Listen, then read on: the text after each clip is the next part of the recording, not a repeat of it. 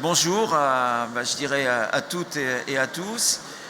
Donc je suis venu au CIFAL, c'est la deuxième fois que je participe au CIFAL pour observer un petit peu l'évolution de ce qui se passe en Algérie, et j'ai tenu à venir vous présenter l'activité de notre société NutriSense, société française qui est basée à Lyon. Et je vais essayer à travers un petit PowerPoint de vous présenter notre activité et un petit peu nos cibles et nos volontés. Donc déjà, NutriSense. Donc alors là j'ai un petit problème technique, ça y est, je vois ça marche. NutriSense, donc si vous voulez, on est des spécialistes avec des usines alimentaires au niveau de la nutrition clinique, nutrition santé et nutrition bien-être au sens large. Donc aujourd'hui, ça fait fonctionner des entreprises en France. C'est un marché extrêmement important qui débute. On est tout à fait nouveau sur le type de consommation, mais c'est un marché qui est en très très forte accélération. Je suis venu en Algérie pour observer un petit peu ce qui se passait. On a détecté des pistes de développement et ça sera un petit peu l'atterrissage de mon propos tout à l'heure. Donc voilà, nous, activité alimentaire, donc on ne fait pas du médicament, hein, c'est ça qui est bien important. On a des bases alimentaires et on a des formulations avec des ingénieurs nutritionnistes et on se rapproche le plus possible du médical sans que ça soit du médicament. Voilà, ça c'est bien important à comprendre. Donc on a les réponses de consommation alimentaire. Donc nutrition clinique, alimentation santé, alimentation bien-être. D'abord, dans la phase alimentaire, ce qui est important, c'est de préserver le goût, le saveur et les saveurs. On s'adresse à un public qui a des difficultés, certes, mais à qui on doit quand même apporter encore des saveurs, du goût et du plaisir quelque part. Donc ça, c'est vraiment une grande dominante chez nous. Il faut s'adapter aux attentes des patients, c'est-à-dire quel type d'emballage on a pour consommer ces produits. Et effectivement, nous, formulateurs en agroalimentaire, on doit tout à fait respecter les contraintes nutritionnelles. Et c'est ce pourquoi on a des ingénieurs qui sont formés, c'est-à-dire ce n'est pas des ingénieurs en agroalimentaire, mais des ingénieurs avec des formations de nutrition. C'est ce qui fait la différence par rapport aux grandes marques alimentaires qui ont des promesses parfois pas tellement étayées par le côté nutrition. Voilà, nous sommes basés au niveau des bureaux et du siège à Lyon. Aujourd'hui, nous sommes une petite entreprise, même si on fait 77 millions d'euros de chiffre d'affaires pour 270 collaborateurs. On a, au niveau des usines en France, 3 principales usines.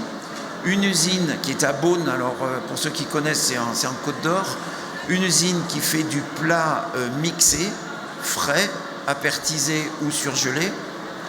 Une usine de poudre, donc tous les mélanges de poudre qu'on va trouver en sachet, en stick, en pot.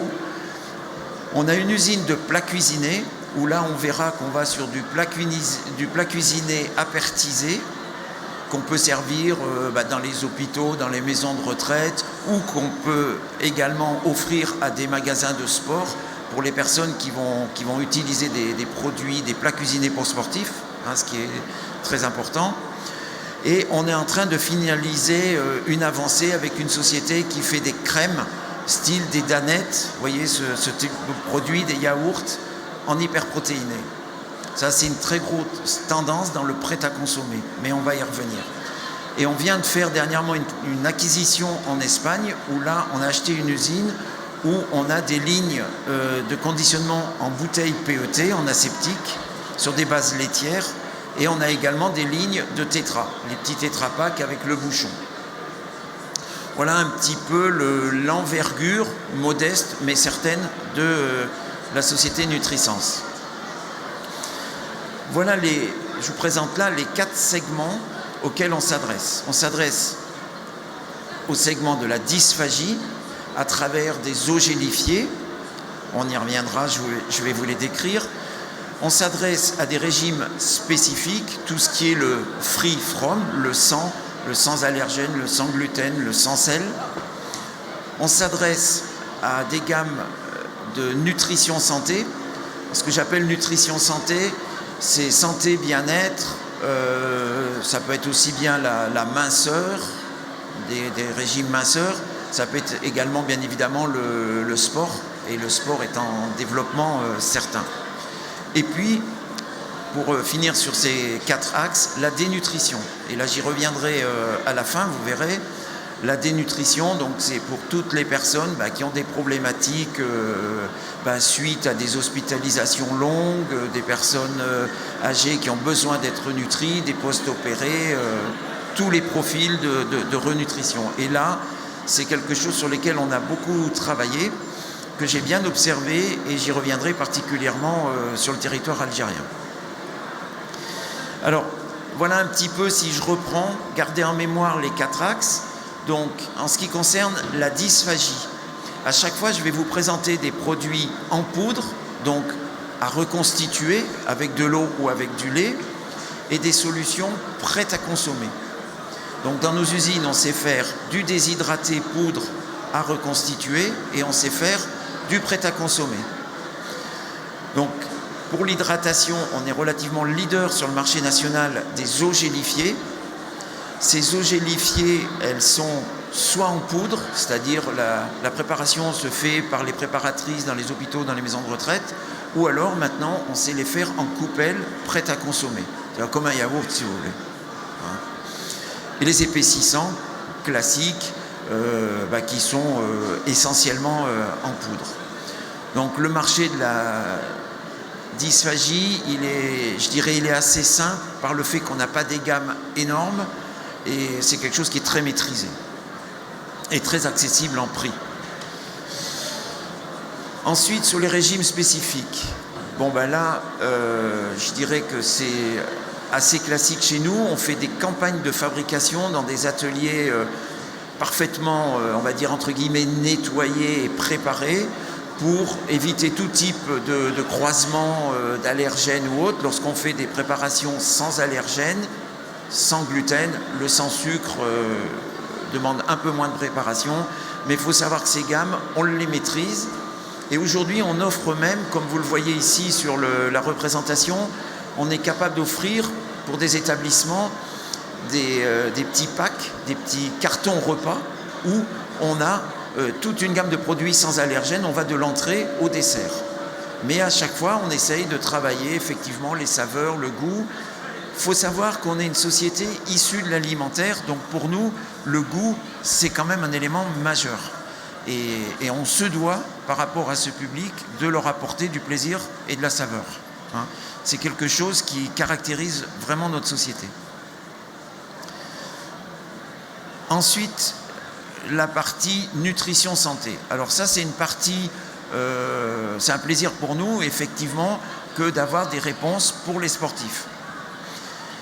La nutrition sportive, je dirais, est en développement extrêmement important. Notamment, vous connaissez toutes et tous des structures comme Decathlon. Aujourd'hui, on est extrêmement présent dans ces types de magasins et on gère une très grosse partie du rayon nutrition de ces magasins dédiés à des sportifs. Mais aujourd'hui, les sportifs, pour nous, ce qui nous intéresse, c'est pas le sport extrême, c'est pas l'ultra performeur. C'est vraiment le sportif, on va dire, sport pour tous, accessible à tous. Donc en fait, on offre des produits avec des performances nutritionnelles et avec aussi des emballages qui sont adaptés aux pratiquants de sport.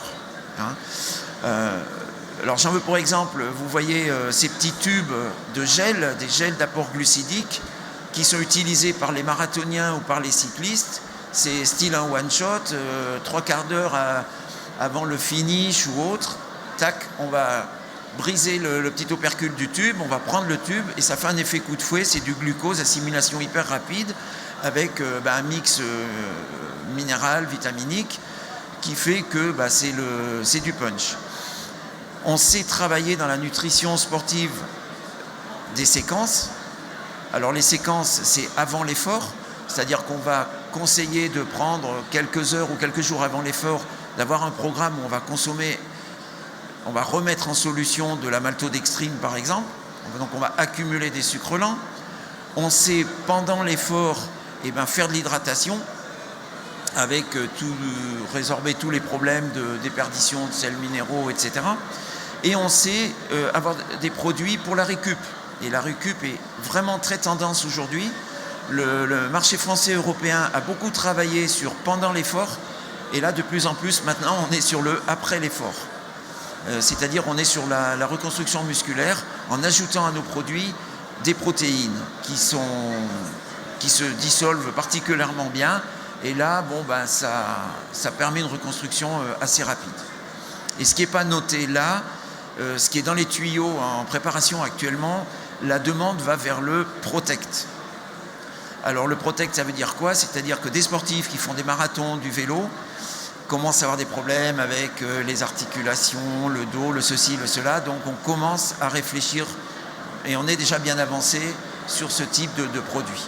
Donc on peut dire avant, pendant, après et en Protect. Voilà un petit peu ce que signifie nutrition santé à nos yeux.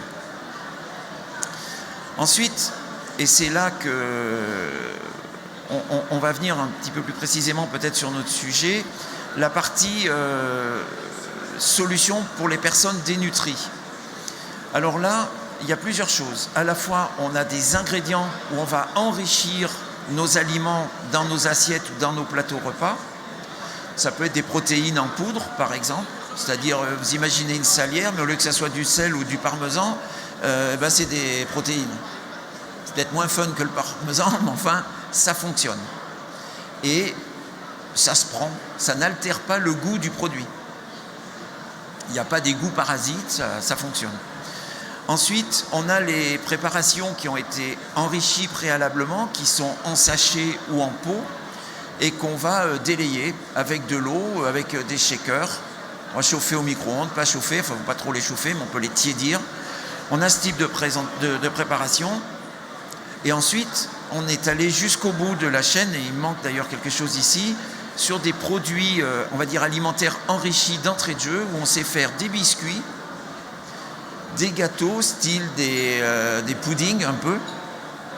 Et maintenant, on a également réalisé depuis le début de l'année un pain hyper protéiné, une petite baguette qui est vendue en pharmacie et dont on a obtenu aujourd'hui le remboursement par la Sécurité sociale. C'est-à-dire que Nutrisense a le premier pain remboursé par la Sécurité sociale en France.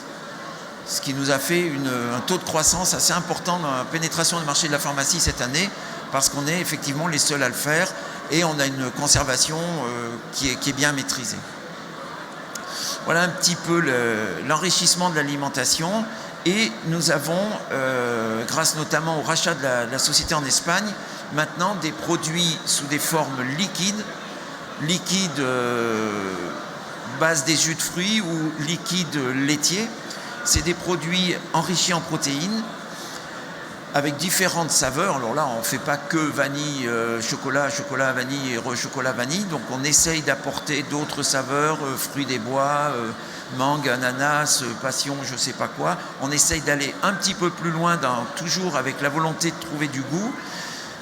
On a des présentations faciles à l'emploi, qu'on qualifie de nomades, c'est-à-dire on peut les prendre très facilement dans un sac à main quand on va au bureau ou quand on part au travail. On les a en petites bouteilles PEHD avec un bouchon on appelle ça diamètre 38, des petites bouteilles de 250 ml ou 330 ml, donc facile à prendre. On peut prendre d'un coup ou on peut le prendre en plusieurs fois grâce au bouchon parfaitement refermable. Et c'est ce pourquoi également la ligne de tétra que nous avons lancée est une ligne de tétra avec bouchon. Parce qu'on se doute bien qu'un sportif, par exemple, qui va partir sur une rando de 5 heures dans les dunes ou en montagne, il va consommer petit à petit son produit, donc il faut qu'il puisse le refermer, le remettre dans son sac à dos, le rouvrir, etc. Donc on essaye d'avoir des conditionnements et des contenants adaptés. Et bien évidemment, ces produits-là s'adressent au public qui a des besoins de renutrition, alors cette fois dans les hôpitaux, dans les maisons de retraite, où il y a vraiment besoin d'un apport protéique notoire. Ces produits sont vendus majoritairement à 70% dans les pharmacies, sont vendus aussi dans les grandes surfaces ou les parapharmacies des grandes surfaces. Et c'est là que j'ai observé justement une opportunité, on va dire, pour le marché algérien. En fait, lorsque je suis venu ici à Sifal, il y a déjà 3 ans en arrière, j'avais rencontré, grâce à des partenaires que j'ai ici, un certain nombre de pharmaciens et qui me disaient, voilà, nous, on a ce type de produit, il s'appelle Fortimel, pour ne pas le citer, je ne sais pas si ça vous parle, moi ça me rappelle, enfin je sais que dans le public, il y a des personnes, ça leur rappelle vraiment pas mal de choses, n'est-ce pas donc, en fait, je me suis rendu compte que ce produit, les pharmacies rencontraient des problèmes, à savoir, on sait que c'est un marché très important, qu'on a beaucoup de demandes, mais qu'on a des problématiques de date, parce qu'on a des LUO ou des LC très courtes, que votre principal problème, c'était les manques de disponibilité, les ruptures. Vous n'avez pas assez d'approvisionnement. On sait qu'au niveau de l'importation et différentes choses, il y a des problématiques douanières importantes. On sait que c'est cher à transporter parce que c'est un poids important puisqu'il y a le liquide avec. Et en fait, beaucoup de patients se demandent aussi ce produit, est-ce qu'on doit le conserver au frais, pas au frais, il y a un petit peu d'incertitude. Donc on a réfléchi un petit peu avec tout ça et on a essayé d'apporter des réponses et de trouver un produit qui réponde au problème au problème logistique, on va dire, du Fortimel. Le Fortimel est un bon produit en tant que tel, mais qui a des difficultés à fonctionner. Alors on s'est dit, qu'est-ce qu'on peut trouver comme palliatif à ça? Déjà, trouver un produit qui a 24 mois de date, ce qui permet de respirer un peu, de le stocker, de se trouver à l'aise. On ne va pas déstabiliser les saveurs, on va démarrer chocolat-vanille et on verra s'il faut faire de l'extension. Ensuite, on diminue le poids, c'est-à-dire si on enlève le liquide, donc vous voyez où je vais en arriver, si on est en poudre, si on enlève le liquide, on a des coûts logistiques qui vont baisser. On va pouvoir avoir un positionnement réglementaire d'aliments enrichis, ce qui va nous donner des facilités douanières. Et on peut même envisager travailler avec les services de l'État pour, on va dire, qualifier ce produit de produit de santé publique, ce qui nous facilitera encore les démarches douanières. Donc on optimise la DLUO sur le territoire, puisque les pharmacies auront beaucoup plus rapidement le produit et pourront le garder plus longtemps, sauf s'il se vend tout de suite, bien sûr. Donc moins de rupture. Et on sait que la remise en œuvre du produit sur le marché algérien, remettre une poudre en solution, c'est vraiment pas un problème, c'est dans les us et coutumes. Donc ça m'inquiétait pas. Et on peut faire un étiquetage simple, pas trop cher, pour rester sur un produit très accessible. Alors ce produit, le voilà, si vous voulez, c'est de dire, je suis dans un mini shaker, j'ai juste la dose de poudre au fond du shaker. Au moment où j'ai besoin du produit, je le débouche, je mets de l'eau jusqu'à un trait qu'on met sur l'étiquette, parce que là vous n'avez pas l'étiquette de vente, on met de l'eau jusqu'au trait, on shake et on a juste à boire. Et quand on a shaké, je vais dire, on a comme un Fortimel reconstitué. On a aujourd'hui des PET, donc polyéthylène, le pack de la bouteille où on sait mettre des barrières UV pour éviter le rancissement du produit, la dégradation du produit et on préserve l'effet barrière. Et on a aujourd'hui, si on veut faire exactement la formule d'un Fortimel, on doit mettre 75 grammes de poudre. Alors 75 grammes, c'est pas vraiment la photo là d'ailleurs, c'est déjà une dose un peu plus importante et ça reste quand même un peu plus long à remettre en œuvre au niveau de la solubilité du produit. Et je dirais, le prix de la bouteille en tant que tel, c'est un prix pour 75 grammes de poudre. Alors, on a eu une autre idée, qui est l'idée suivante, c'est de dire, je fais une formule où je peux abaisser mon poids de poudre dans la bouteille, je mets 49 grammes et je pars du principe que je vais consommer 2 bouteilles dans la journée. Si j'ai le budget pour acheter mes 2 bouteilles, mais ça veut dire aussi que je peux en consommer qu'une seule. Et en fait, voilà ce que ça signifie. Ça veut dire que dans l'option B, on préconise, donc avec la formulation qui correspond au Fortimel Extra 200 ml, on a donc 2 bouteilles. On peut en prendre une le matin, style vers 10h, une l'après-midi, style vers 16h, et on a l'effet du Fortimel en one shot, en une seule prise. Voilà un petit peu l'idée qu'on a pour le marché algérien. Et effectivement, le prix d'une bouteille de 49 grammes devient aussi accessible, puisqu'il est divisé par 2 par rapport aux 75 grammes précédents. Et puis on laisse le choix aux patients, un petit peu le matin, un petit peu l'après-midi. Et mon idée, si je vais un peu plus loin avec ça, c'est de faire du sucré et du salé. C'est-à-dire d'avoir un équivalent principe Fortimel, mais avec une prise, admettons le matin chocolat, et l'après-midi produit, on a travaillé des aromatiques aubergines ou des choses qui sont un petit peu sympas. Et comme ça, on alterne sucré-salé. Toujours avec en arrière-pensée notre aspect goût, plaisir, saveur. Voilà un petit peu l'idée. Donc j'ai essayé brièvement de vous présenter un petit peu qui on était, notre philosophie produit, c'est-à-dire vraiment rendre service à un public qui en a besoin, que ce soit des personnes âgées dans des situations compliquées ou que ce soit des sportifs qui ont envie d'être punchy. On essaye d'agir sur ces 2 terrains tout en se faisant plaisir. Voilà. Et moi, de ce que j'ai pu observer ici en Algérie, je pense qu'il y a de l'attente dans un produit de renutrition facile à transporter en termes de logistique et qui se conserve et facile à mettre en œuvre. Et puis, si j'observe l'Algérie, il y a quand même des sportifs, des grands sportifs, il y a des marathoniens, il y a des footballeurs. Donc il y a un public qui est très jeune et je pense qu'on peut leur apporter ce complément nutritionnel-là pour la pratique de leur sport. Voilà l'idée. Alors, ce qu'on veut faire aujourd'hui, on veut essayer de faire un travail de fond, de se structurer de manière à ce qu'il y ait une régularité de notre action. Moi, je suis venu 2 fois au CIFAL, là c'est la 3e fois, et au niveau des acteurs français, j'en vois arriver, j'en vois partir, j'en vois arriver, j'en vois partir, mais je ne vois pas de constance. Et je préfère prendre un peu de temps et arriver à trouver un réseau dans la distribution pharma où je peux avoir de la fiabilité. Alors ça sera soit un réseau de grands noms de la production et de la distribution en alimentaire qui vont avoir des compléments nutritionnels, mais ça peut être aussi des grosses structures, et il y en a ici, de distribution et de production pharma qui vont essayer d'intégrer de l'alimentaire. Alors je ne sais pas si je vais aller à droite ou si je vais aller à gauche, ça dépendra un petit peu de l'analyse qu'on va faire de ces structures, mais de faire du travail de fond. Tel que j'ai vu l'organisation du pays, il n'y a pas des 3 centres commerciaux dans toutes les petites villes. La pharmacie, pour moi, est vraiment le premier vecteur. Et c'est un vecteur qui fonctionne en France, où il y a également d'autres types de distribution.